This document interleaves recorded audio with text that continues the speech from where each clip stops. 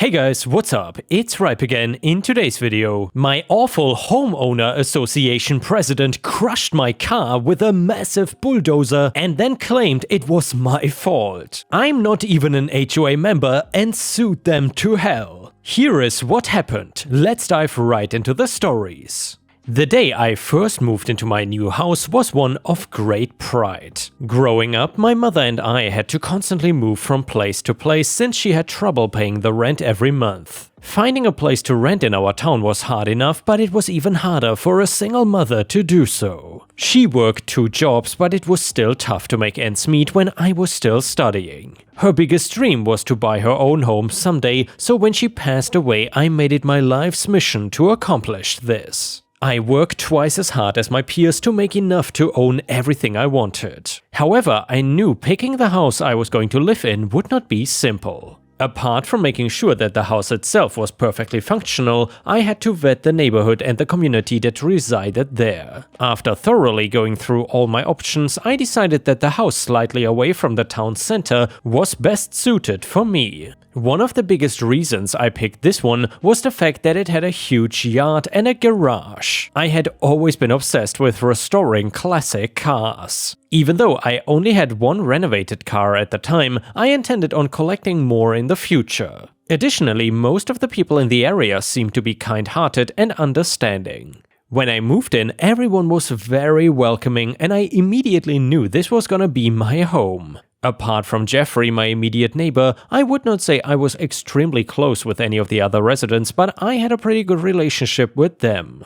It was surprising to see how things changed over the years. About 8 years later, more than half the people of that area had moved out and new residents had replaced them. As a result, a homeowners association was formed. I did not really wish to be a part of it, but they were adamant that their rules still applied to me too, even though I was not a member. By they, I am mainly referring to the president of the HOA, Marley, who seemed convinced that he ruled all of us. He had only been living here for 2 years before the formation of the HOA, so it did not make sense to a lot of us that he was the president, but no one really said anything when the positions were initially filed, and it just felt like it was too late to actually do anything about it. The longer he stayed in power, the more ridiculous his fines became. After a point, it felt obvious that he was giving out violation letters for the smallest things just to bring in more money from the fines imposed on us. However, the passage of time did not necessarily mean it was all downhill. My work ethic remained the same throughout this and it helped me reach greater heights at work.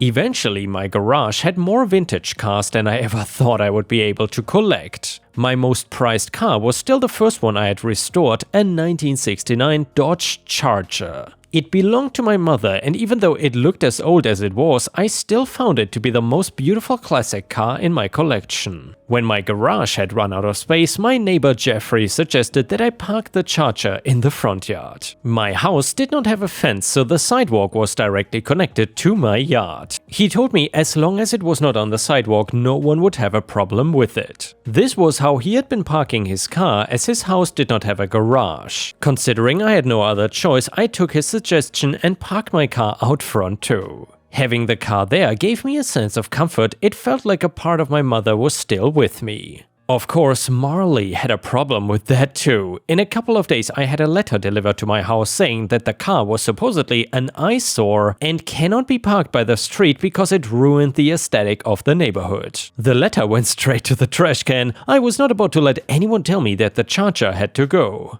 I ignored his warning and went about my day, and for the next couple of weeks no one heard from Marley again. This did not mean that we did not see him though. He had begun drinking more and more and he drove around violently. He had gotten annoyingly loud, but unfortunately the only person we could complain to about the noise was Marley himself. Jeffrey informed me that his wife was leaving him, just like how more and more people kept leaving the neighborhood ever since that Marley guy became president. Only after he had mentioned did I realize that more houses had been getting empty these past couple of years. I decided it would be best to give him space considering he was going through a hard time, even though he had brought it upon himself, but the next day Marley made that very hard to do.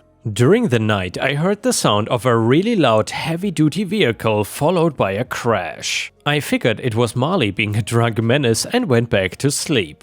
I was absolutely horrified when I woke up to my beloved Dodge Charger being completely wrecked. I stood there stunned for a while. I could not believe my eyes. I spent the last few years mastering the craft of restoration, but this was beyond help. Jeffrey broke my days when he interjected to ask what had happened. I knew immediately that it must have been Marley who deliberately crashed into my car. I rushed over to his place and banged at the door. To no one's surprise, he claimed he did not know anything about it and that he was asleep all night. I refused to leave until he showed me the footage from the security cameras the HOA had installed throughout the street. When we tried to view the footage, the system stated that the cameras had been turned off for the last 2 weeks. I then walked back home infuriated. I knew it was him, but I just needed to find evidence. I filed a complaint with the police department, but there was not much they could do with no footage available. Just when I was on the verge of breaking down, Jeffrey showed up at my doorsteps. He told me that the dashcam on his car had recorded everything that had happened to my car. A huge bulldozer had run right into my Charger. We wasted no time in filing a lawsuit against him. It was not very hard to trace the number plate on the bulldozer back to Marley. Only he would choose to rent a bulldozer when he was not even involved with construction. He lost the lawsuit miserably and was mandated by the court to pay $150,000 for the damages. The best part, however, was the fact that his wife made him leave and move to a different place entirely. Jeffrey took over the title of president and no one had any issues with that, considering that he had been around the area for the longest time. More importantly, we knew he would do a good job of looking after the issues of the neighborhood.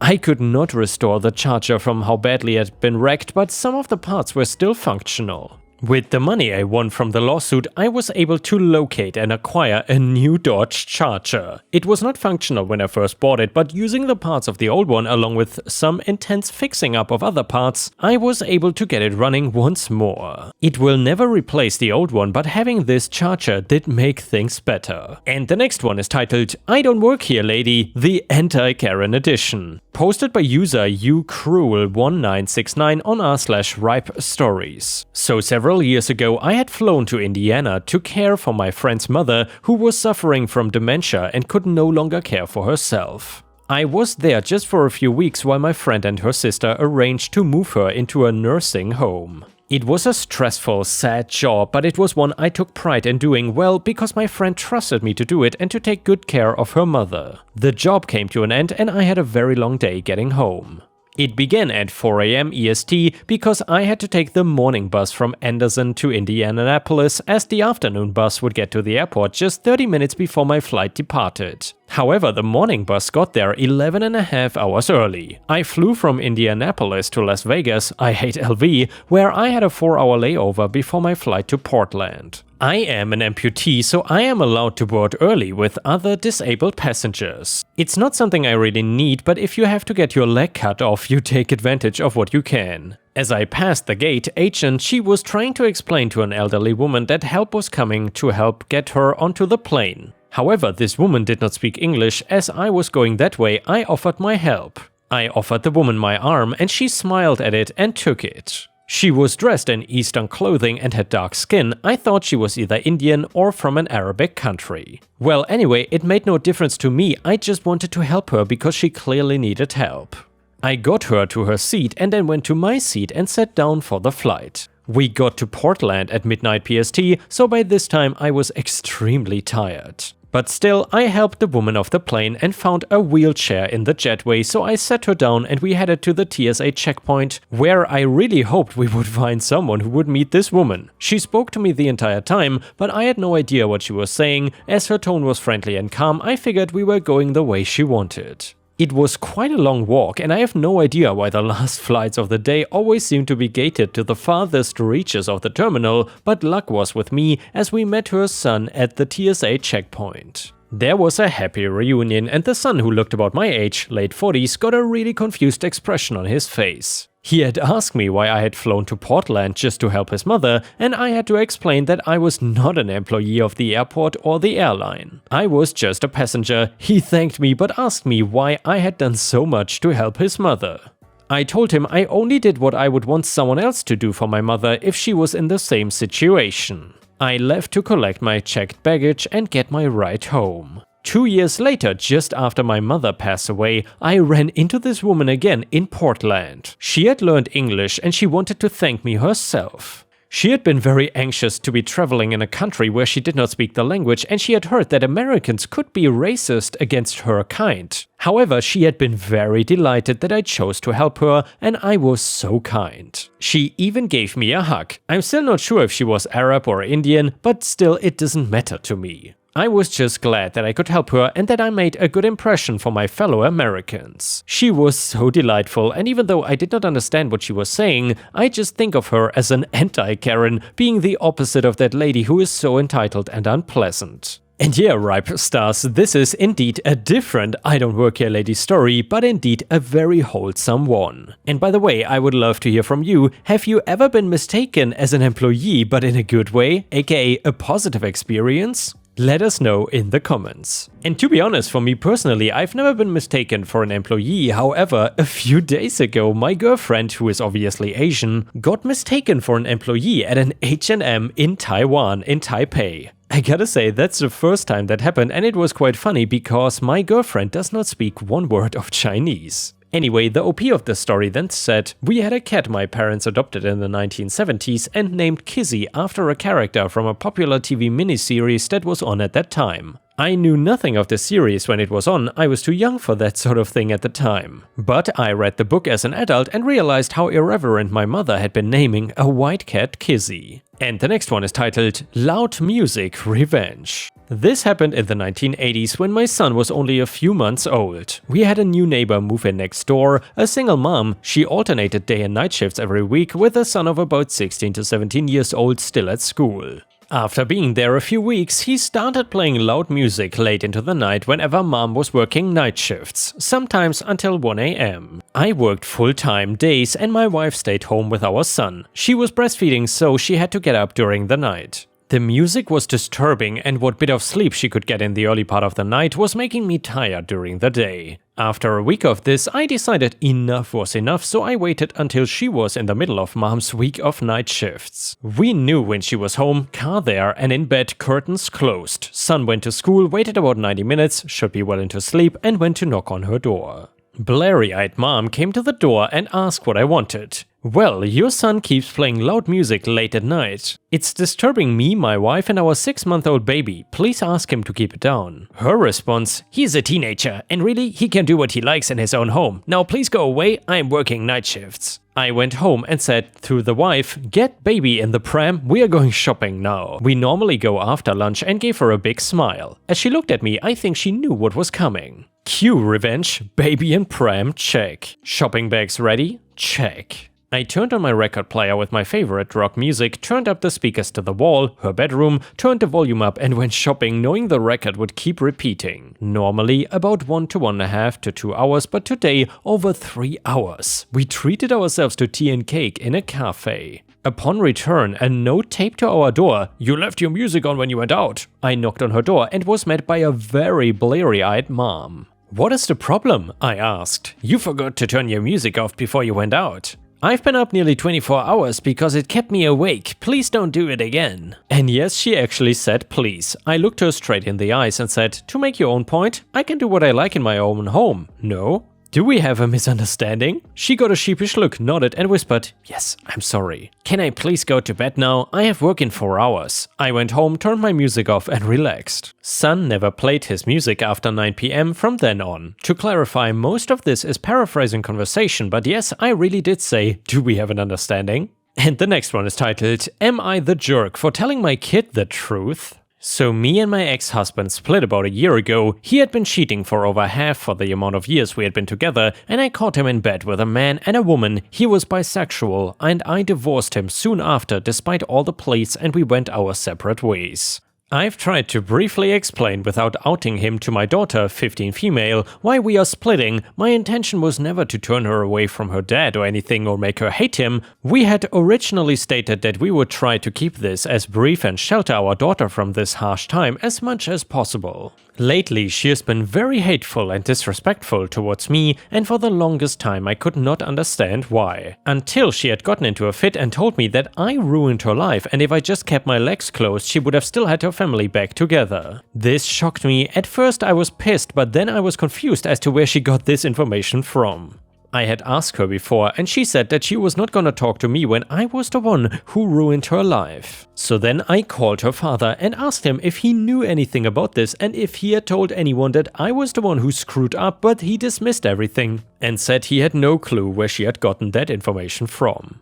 Now I was really confused and back to angry that she said this to me, but I chose to wait until I knew what was going on, and I tried talking to her multiple times, but she continued to shut me down and say that I ruined her life, I'm a terrible mom, I supposedly chose sex above her family, and I'm the only one to blame for her not having a mom and dad together. I reached out to all family and friends to see if they had said anything that would lead to this as well. Now, I'm not proud if I say this, but I saw a message come up on my daughter's phone and I peeked at it, and the message read, "I know, sweetie, just 3 more days." And it was from her dad. So I opened the phone to see tons of messages of them two going back and forth, with her telling him that she was sick of being here, she did not want to be near me after I did that, and she couldn't believe I would cheat. That she is disgusted by me, and her father just agreed and consoled her. I had asked him multiple times if he knew anything about her behavior, and he said no, he put the blame on me for no reason. I called him once again after that and messaged him about it when he didn't respond and got left on read. I sat my daughter down and told her that I know she is angry at me, and I tried to shelter her from this and keep her far away from this as possible, but I won't be held accountable for actions that were not mine. I left any and all questions that I couldn't say without his perspective out. She was shocked and apologized for her behavior to me. This was not some petty revenge to get back at him, but I cannot have my relationship with hers ruined either. I'm now getting blasted by all of my family and his for doing so. Am I the jerk? Edit: to anyone and everyone reading this, do not take this that I divorced because of his sexuality, nor did I say what I did for the malicious intent behind it. I respected him before this, and I still respected him now, and left any questions I could not fully answer to her, so nothing was left misunderstood. And yeah, Ripe Stars, let us know in the comments if you think that OP is the a-hole in this situation or not. I would say usually the a-hole is the person that cheats, but let's see if anyone would disagree with that. And the next one is titled, "I used the HOA to my advantage and screwed over an insane neighbor." So this started about a year and a half ago. I moved into a new house in a secluded upper middle class mountain neighborhood 25 minutes out from a major city. The house was a bit of a fixer-upper, so I had all sorts of things replaced, redone and built, including replacing the old water drainage pipe that relocated runoff water from my yard to the street drain in front of my house. Every house has these drains, and it is super necessary to keep the properties from flooding. I joined the HOA for crap and giggles. It was mostly a bunch of older guys that got together to barbecue and talk about movies, but it was a good way to kind of learn all the neighborhood gossip. Now, about 2 months into my new home, my neighbor, who owns about every liquor shop in a 7-mile radius, decides that he too needs to do some renovations. Alright, no problem. I wake up one morning and I notice my entire yard is slightly flooded. There is about ½ an inch of water over my grass. Freaking out, I call the plumber, who simply walks to my front yard and points to the pipe.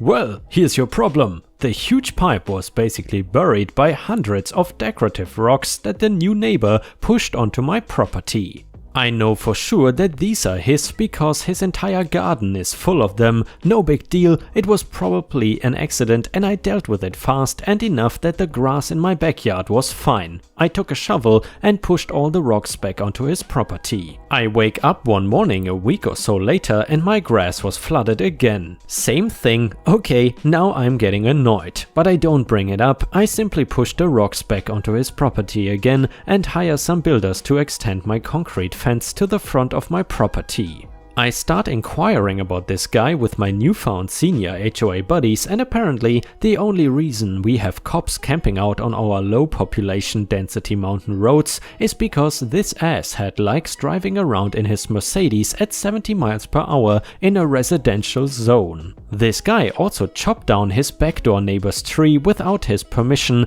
The suit for that was still going on. I'm not entirely sure how it resolved. 2 weeks later, 2 inches of water, it's nearly made it into my living room. Absolutely livid, I storm out the front door and discover a giant decorative boulder smashed against a drainage pipe along with what looked like 2 Home Depot-sized bags of decorative rocks. Anyways, at this point I had made my way up to the vice president of the HOA, and by this time I also learned that there are tons of HOA regulations that we've had in place for years that no one really enforces or cares about. After a week of calculating fines, we concluded there were $25 $200 and $13 $300 offenses on his property. The ones I remember from the top of my head are 1. Keeping cars on the street times 2, keeping a caravan on the street 1 time, and non-approved house colors times 2. In addition, there was non-approved exterior renovations times 6, poor maintenance of property times 4. We gave him his 30-day fix-it notice and got a few nasty emails in return. Anyways, I'm posting this today because he took us to court and we ended up settling. He brought the fine down from what should have been $9,000 to $4,000 and was also ordered to undo all house exterior modifications, which is what I am really excited about. And guys, with this we have reached the end of the video. Thank you so much for watching. However, if you cannot get enough of my content, then please feel free to check out my Patreon over at patreon.com/ripeyoutube, or join my YouTube membership program by clicking the join button to get access to even more exclusive videos. Thank you so much for your support, and I will see you again tomorrow.